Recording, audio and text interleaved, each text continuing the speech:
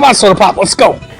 The Rapid City ordinance has a provision that says 50 feet between an on-premise and an off-premise sign. What I was getting at is, the thing that why I kind of like that is I worry about somebody putting up a billboard right close to their property line and essentially cutting off the on-premise sign that somebody else has on the property next door and injuring him.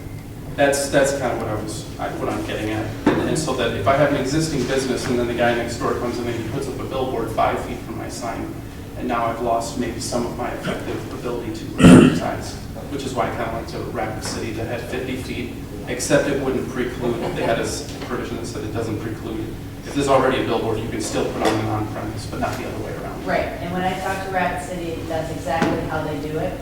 They require the off-premise sign to be spaced, but the on-premise sign, it's not mutually exclusive. It's, if you put up a new billboard, it has to be a certain distance away from an existing on-premise sign.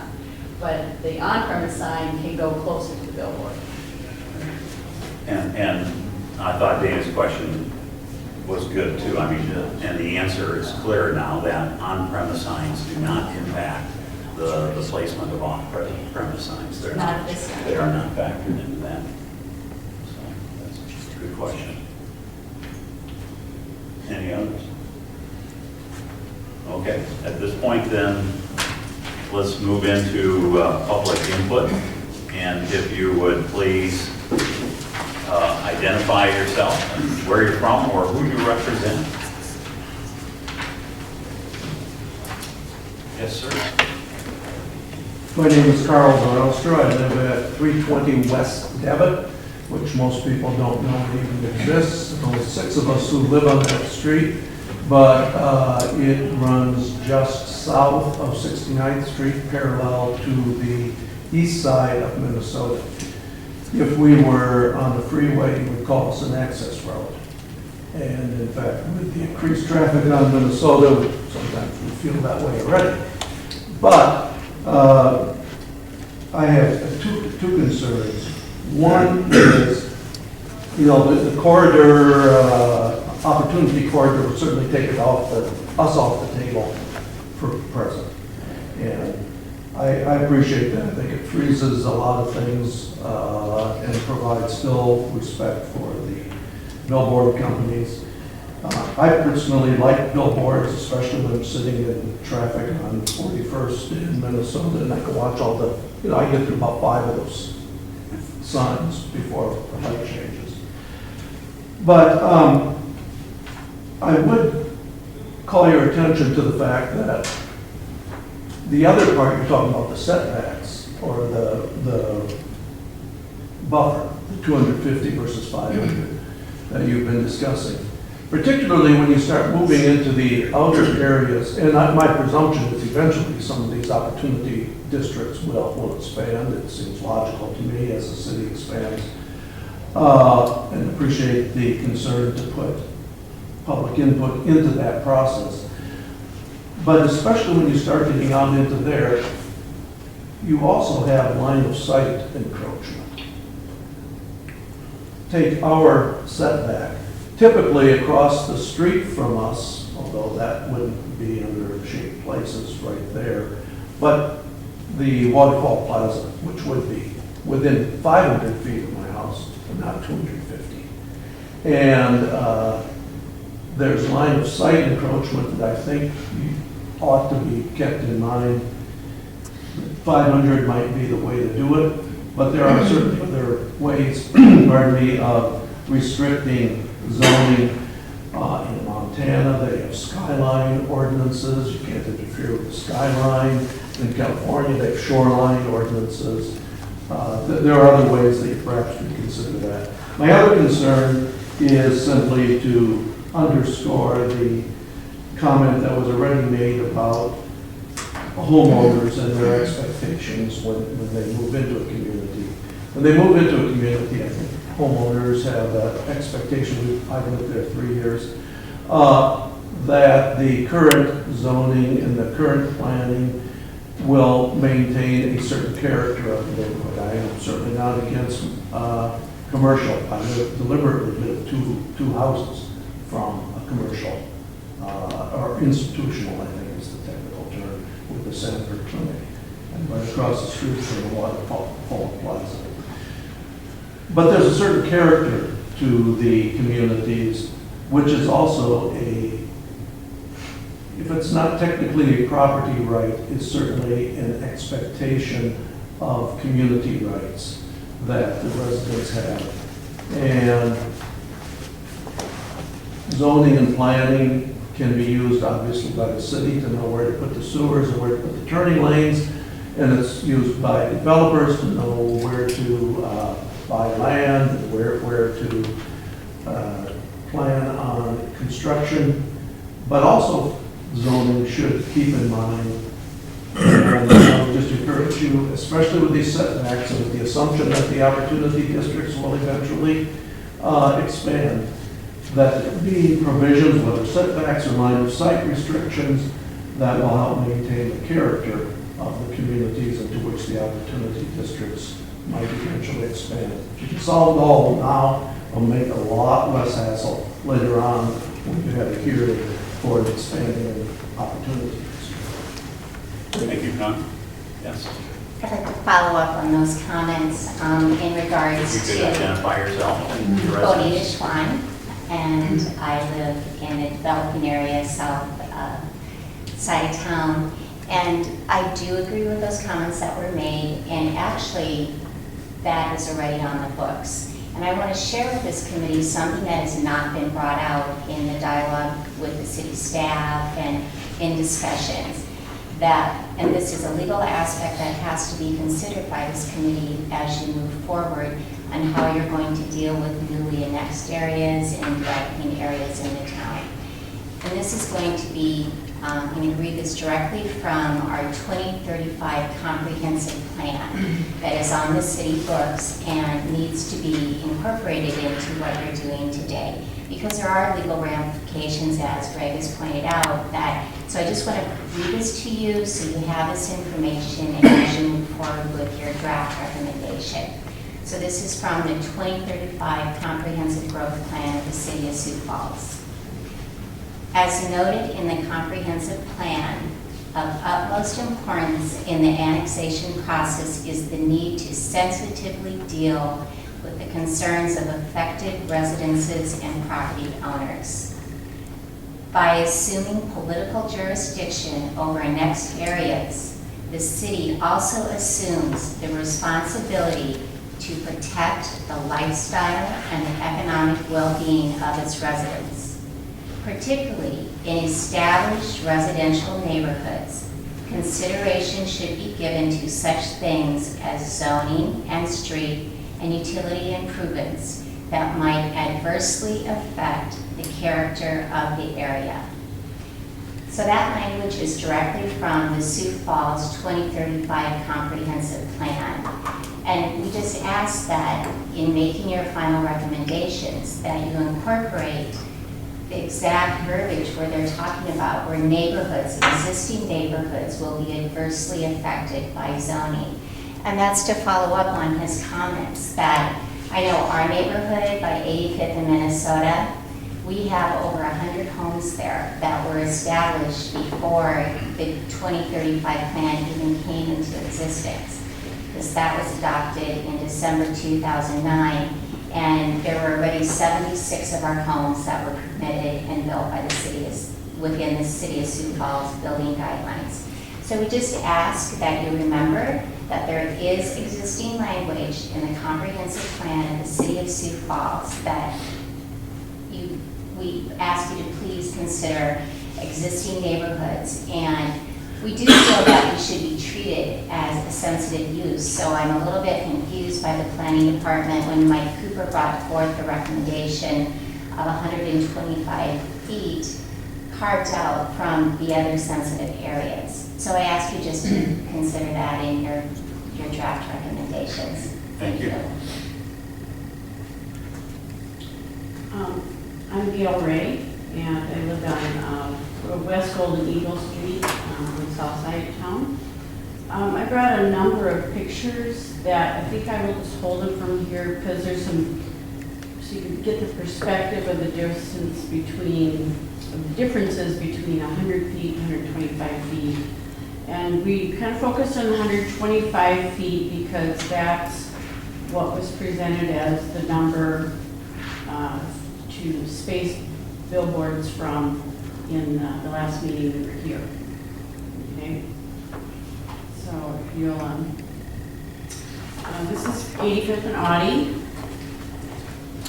And this is about 125 feet to the red sign, the red traffic construction sign. Okay, that's 125 feet. This is 85th and Grange, and where the SUV is right there, that is about 100 feet from the corner of 85th and Grange.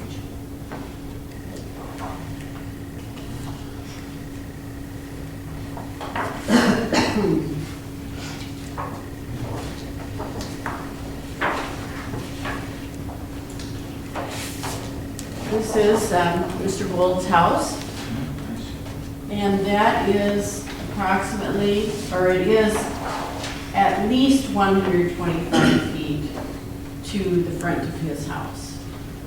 And that's across the street on 85th Street. So that would be, that takes into consideration the 2 lanes that are there and the median and the potential other 2 lanes. Okay.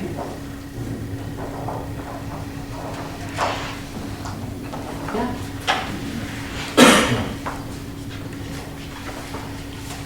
Also in the same area.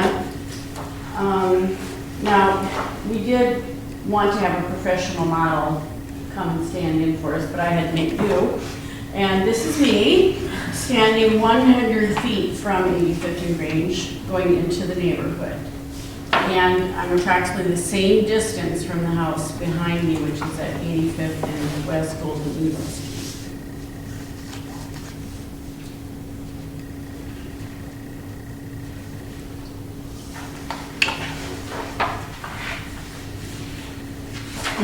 Another one of 85th and Grange. The cameraman is 100 feet from 85th and Grange looking east, and everything to the north is residential.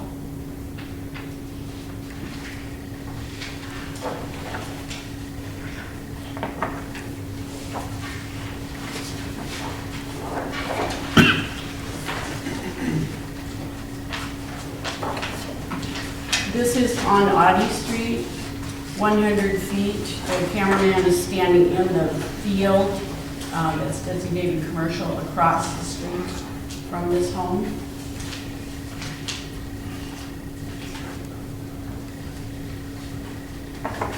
And then by comparison, this is 125 feet. So maybe you want to turn that around.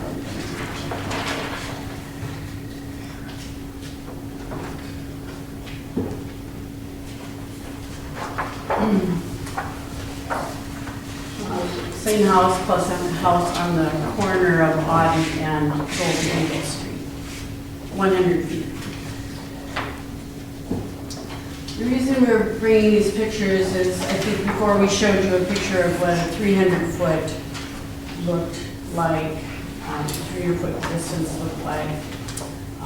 Again, emphasizing, if we're talking 125 feet between a sign and a residential, this is what it looks like.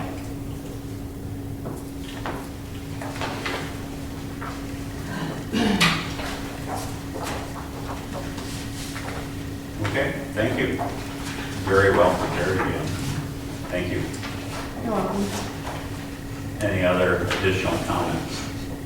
Yes. I'm Marty Jacobson from Lamar, and I guess opportunity districts, we know, are going to be expanding and things, and that's great information, you know, as far as the distances and stuff, but the bigger concerns, when you know you're in commercial zoning and you know that buildings are coming in to play, you're going to have other lighting, you're going to have other on-premise signs. There's going to be all kinds of things in factor with that, not just only billboards. So when we know that there's going to be commercial buildings built, there's going to be signs, there's going to be parking lighting, there's gonna be a lot of other factors that play into that, just didn't know. So billboards ain't necessarily gonna be the biggest major problem with that. It's, you know, absolutely a concern in sensitive areas, and you wanna keep it out of, you know, the churches, the schools and things like that, but also knowing that if there's a commercial building going in, there's gonna be signs and other lighting factors that play into the whole factor, so. Were you at the previous meetings? Our neighborhood has been dealing with this misconception that we didn't know what we were doing when we put our homes there. And many of these changes, all of them, I guess, came about after we were already there for quite a while. The commercial use that was discussed when my husband and I built our home in 2007 was a church on the corner. That has since gone away because we were not allowed to have driveway access from Minnesota or 85th Street. So the church decided not to build that, and then they've since sold or attempting to sell that land.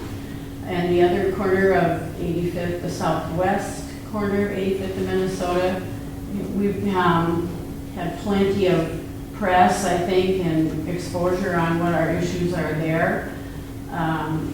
When we built our home in 2007, 85th in Minnesota was on the maps, was shown to us as the interchange.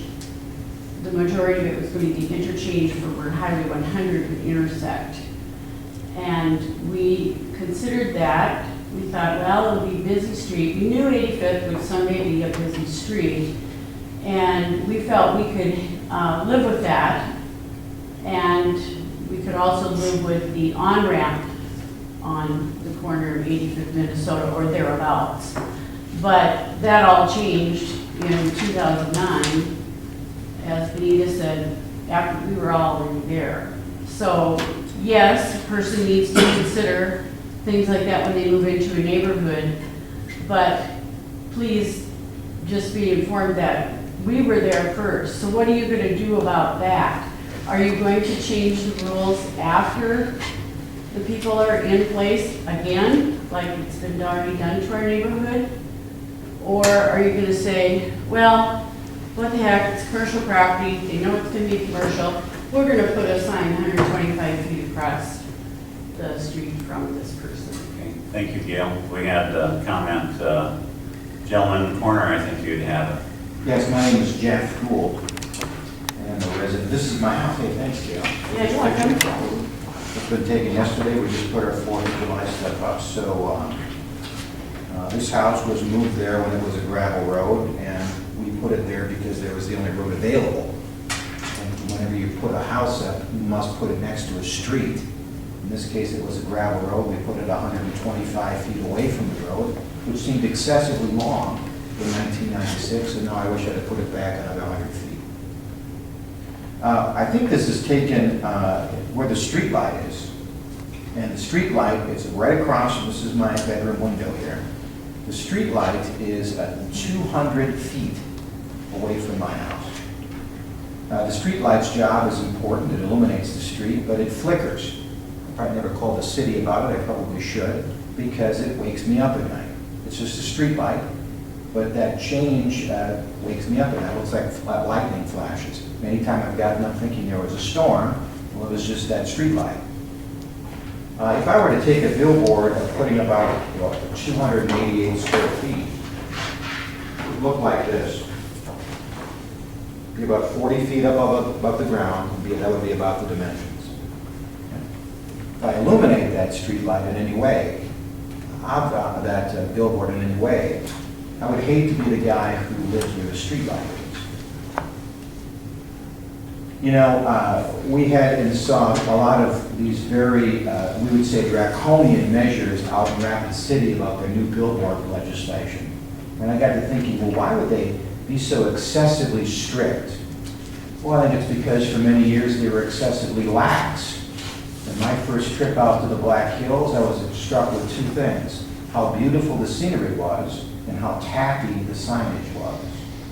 But because the signage is in place and grandfathered in, They are stuck with that. And the people reacted, perhaps excessively, one way ahead of these like 2,000-foot setbacks, and now litigation continues. And I believe that all the billboard companies will probably prevail because they do have property rights. So they are stuck with what they have. In a similar way, even though I'm not even on the edge of this, I'm on the very edge of this now. But we are probably setting up something that will then be grandfathered in and looked at and said, well, this is what we've done before, this is what we're going to do again. Sadly, billboards, I shouldn't say sadly, it's just the way they are, billboards fundamentally are different now and will be more different. They're not just a square footage. They are now on television screens, or can be. And the difference between a poster and a television is remarkable in terms of its ability to attract the eye and perhaps distract the driver or affect the impact of the neighborhood. When I was first in advertising sales, remember on 41st Street they had that billboard with the triangular pieces that you could swap every 30 seconds. They got messed up by the wind. Do you remember what I'm talking about?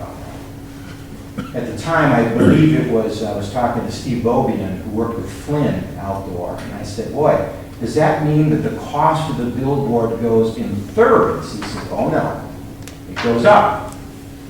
Because the eye is attracted to motion, and so now we can sell 3 times as many messages on the same billboard for more money. So even though fundamentally the number of billboards has remained fairly static, the inventory has now increased manyfold. As he was talking about, you can now sit at a stop sign and see 5 or 6 entertaining messages. They are entertaining if you're on a street. I'm sure they'd be very distracting if you lived in that neighborhood. Now, a line of sight is a very important thing because billboards are meant to be seen. They're 40 feet above the ground. They're designed to be above buildings and above trees so everybody can see the sign. It's one thing to put a sign up in a completely commercial area.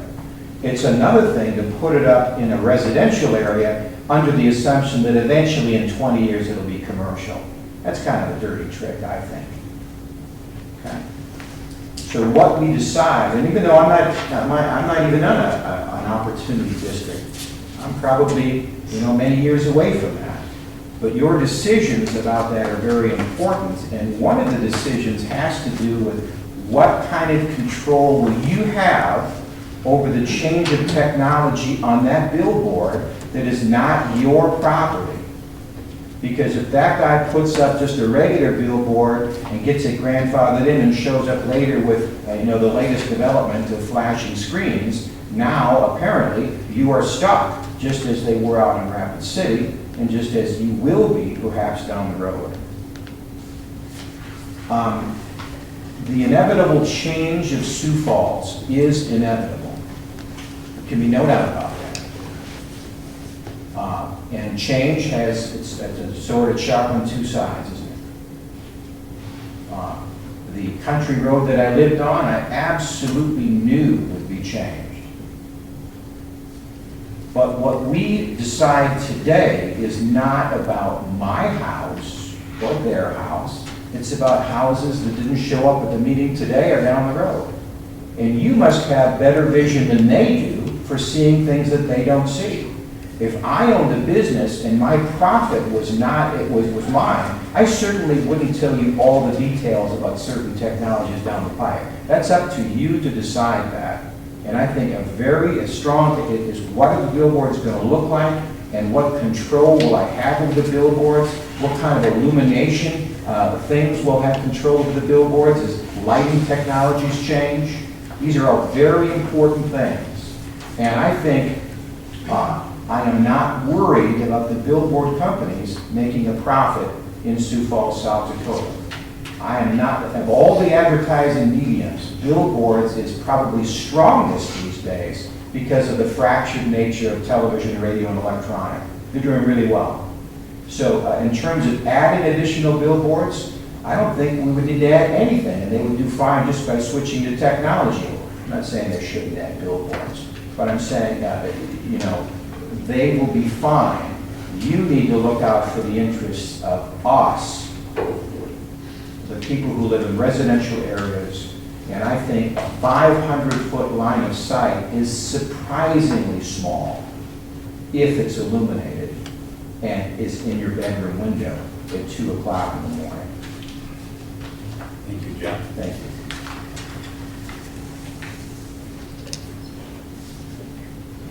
Okay, hearing no further comments. Oh, I have another question. Could we clarify the variance process? I know Terry with Lamar mentioned something about that last week at the meeting, so I was just wondering if we could clarify with this provision, and this was a draft, I think, last week, that was struck out the spacing requirements.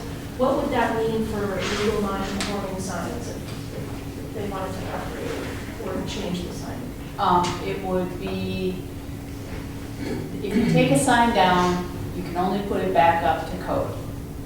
So if that meets the spacing criteria, then you would be allowed to get another sign permit.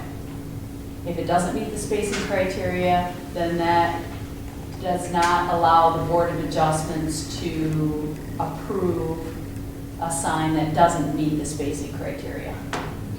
But you're also absolutely allowed to maintain existing signs.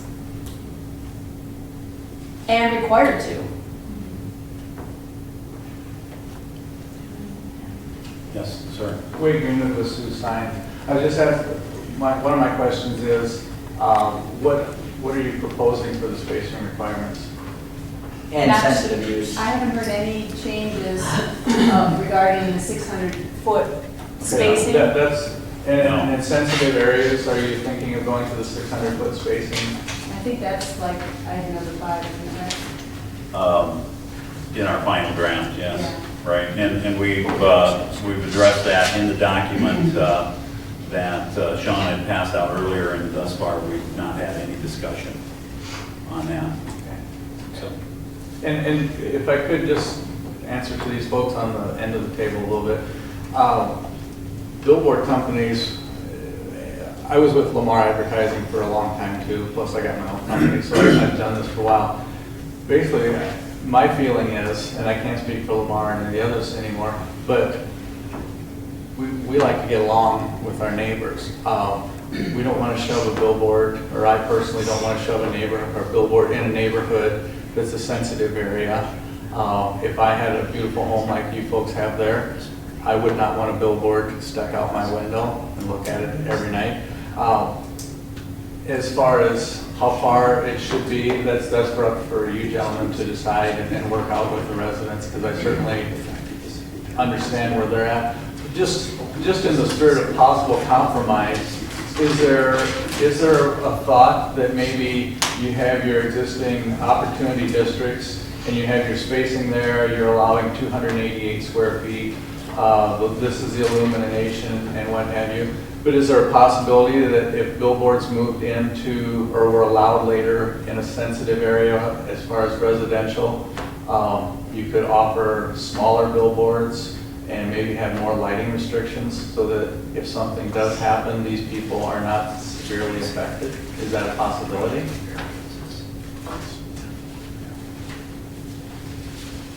Okay. Last comment. Corey Randall with Lamar Advertising. Definitely appreciate what you guys are saying as well. Obviously, I'm a commercial developer, but businesses go where population booms. I live on the east side, and you hear about restaurants coming once population hits X amount, and that's when commercial comes, once the people are already there. So I do agree with one of your comments about doing it right the first time, so we don't have to reissue this 5 years from now, 10 years from now. And I think you can get along with the billboard companies, business owners can be happy, residents can be happy, and make a nice plan.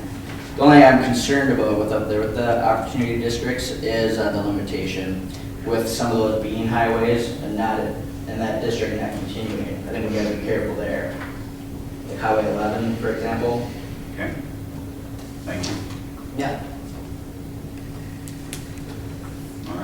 committee, back to us. Further discussion, comments, and direction for a recommendation for compliance grant.